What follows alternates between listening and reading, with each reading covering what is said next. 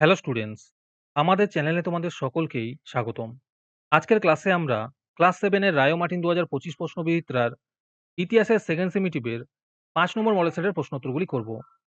ইতিহাসের আগের model সেটগুলির প্রশ্নোত্তরের video তোমরা যদি দেখে না থাকো, তাহলে অবশ্যই আমাদের চ্যানেলে গিয়ে দেখে নিও। নিচে ডিসক্রিপশনে লিংক আমি দিয়ে রাখলাম। আর তোমরা যদি আমাদের চ্যানেলে নতুন হয়ে থাকো, তাহলে চ্যানেলটিকে সাবস্ক্রাইব করে পাশে থাকা বেল আইকনটি অলে প্রেস করে রেখো। তাহলে পরের ক্লাসের ভিডিওগুলি আমি আপলোড করলেই তোমাদের কাছে নোটিফিকেশন পৌঁছে যাবে। তাহলে শুরু করা যাক। ১ নম্বরে আছে সঠিক উত্তরটি বেছে লেখো। ১ নম্বর প্রশ্ন হলো, ঘরঘরার যুদ্ধে বাবরের প্রতিদ্বন্দ্বী ছিলেন ইব্রাহিম লোদি। ২ নম্বর প্রশ্ন হলো, ইসলাম জগতের ধর্মগুরুকে বলা হয় পোপ। ৩ নম্বর প্রশ্ন হলো, শ্রী চৈতন্যদেব কোন শাসকের আমলে ভক্তি ধর্ম প্রচার করেন? এর উত্তর হবে আলাউদ্দিন হোসেন শাহের আমলে। তারপরে ২ নম্বরে আছে নিম্নলিখিত ঘটনা ও সালগুলি যথাযথ পূরণ করো। ১ নম্বরে আছে ১৫৫৬ সাল, দ্বিতীয় পানিপথের যুদ্ধ হয়েছিল। ২ নম্বরে আছে ১৫৭৬ সাল, হলদিঘাটের যুদ্ধ হয়েছিল। ৩ নম্বরে আছে ১৫২৯ সাল, ঘরঘরার যুদ্ধ হয়েছিল। ৪ নম্বরে আছে ১৫৪০ সাল, বিলগ্রামের যুদ্ধ হয়েছিল। ৫ নম্বরে আছে ১৫২৬ সাল, প্রথম পানিপথের যুদ্ধ হয়েছিল। আজকের সমাধান করা মডেল সেটটির মূল্য ৳৩। এটিকে নেওয়ার জন্য তোমরা আমাদের হোয়াটসঅ্যাপ নাম্বার 7501121499 এ যোগাযোগ করতে পারো। আর অ্যাডভান্স নোটিফিকেশন পেতে তোমরা আমাদের হোয়াটসঅ্যাপ চ্যানেল জয়েন করতে পারো। লিংক ডিসক্রিপশনে দেওয়া রইল। তারপরে ৩ নম্বরে আছে সংক্ষিপ্ত উত্তর দাও। যেকোনো ৬টি করতে বলেছে। এই প্রশ্নের উত্তরগুলি আমি তোমাদের দেখিয়ে দিচ্ছি। তোমরা দেখে দেখে নোট ডাউন করে নিও। ১ নম্বর প্রশ্ন হলো, দ্বীন-ই ইলাহীর প্রবর্তক কে এবং এর মূল বক্তব্য কী ছিল? ২ নম্বর প্রশ্ন হলো, যাবতী প্রথা কাকে বলে? ৩ নম্বর প্রশ্ন হলো, কে কত সালে ইউরোপ থেকে ভারতে আসার জলপথ আবিষ্কার করেন?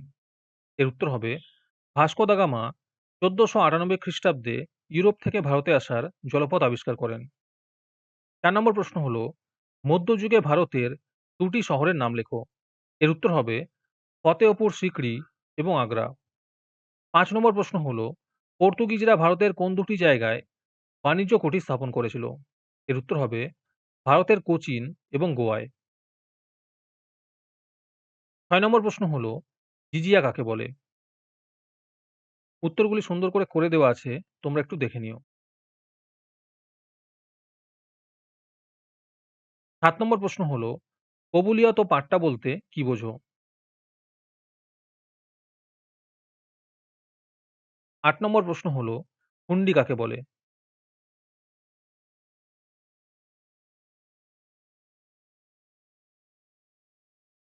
তারপরে ৪ নম্বরে আছে টিকা লেখো, যেকোনো ৪ টি।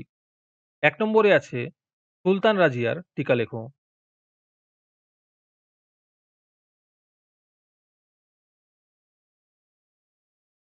২ নম্বরে আছে আলাউদ্দিন খলজির বাজার দর নিয়ন্ত্রণের টিকা লেখো।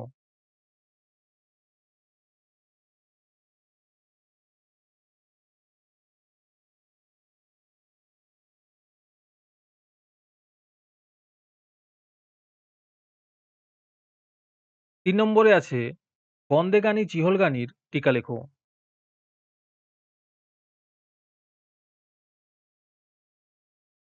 ৪ নম্বর প্রশ্ন হলো, মোগল আমলে মনসবদারি ও জায়গিরদারি ব্যবস্থার টিকা লেখো।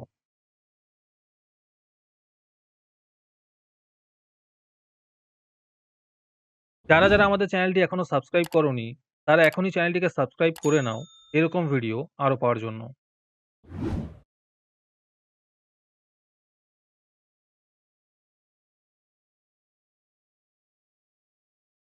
৫ নম্বরে আছে দাক্ষিণাত্য ক্ষতের টিকা লেখো।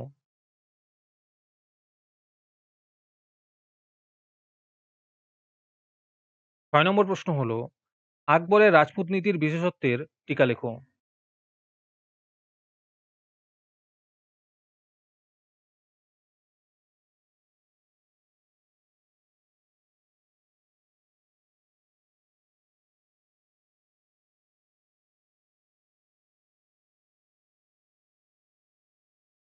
তারপরে ৫ নম্বরে আছে যে কোনো দুটি প্রশ্নের উত্তর দাও।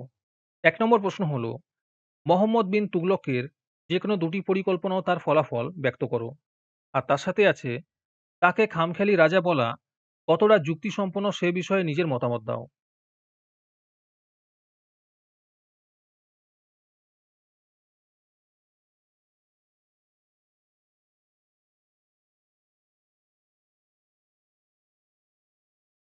২ নম্বর প্রশ্ন হলো, দিল্লিতে জলের অভাব দূর করতে দিল্লির সুলতানি শাসকরা কি পদক্ষেপ নিয়েছিল? আর তার সাথে আছে, বর্তমান সময়ে চারিদিকে যেভাবে জলের অপচয় হচ্ছে তা দূর করতে কি করা উচিত বলে তুমি মনে করো?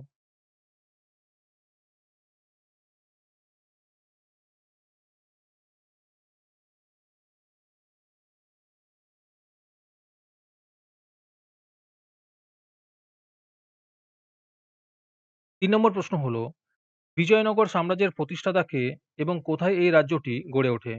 আর তার সাথে আছে, পর্যটকদের চোখে বিজয়নগর সাম্রাজ্যে যে বর্ণনা পাওয়া যায় তা লেখো।